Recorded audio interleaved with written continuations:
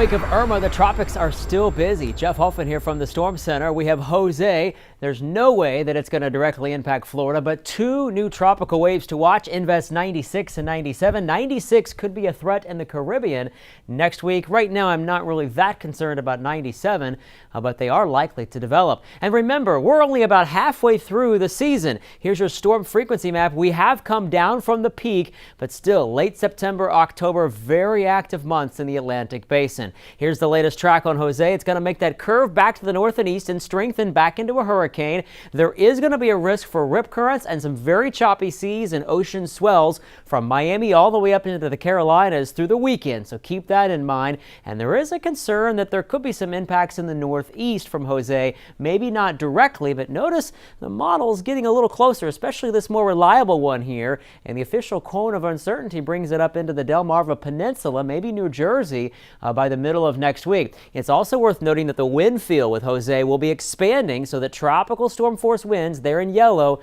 could brush by Tuesday or Wednesday there on Long Island and up in New England. So check ahead with your air carrier. There may be some delays next week in the Northeast. Here are the two tropical waves, 96 and 97. We're going to focus mostly on 96. And here are the early look at the model runs. We only have one really reliable one, kind of drifting it to the west-northwest into the Caribbean, but it's a little early to get kind of fancy with the models. But I will show you this, both the reliable GFS and the European showing something developing here in the Eastern Caribbean. Where it goes thereafter, of course, it's way too early to say, but it wouldn't surprise me if we have a formidable tropical system about a week from now moving into the Caribbean, and of course then we really need to start to pay close attention to it. The next names on the list would be Lee. We've already had Katia. It'd be Lee and Maria in the Atlantic Basin.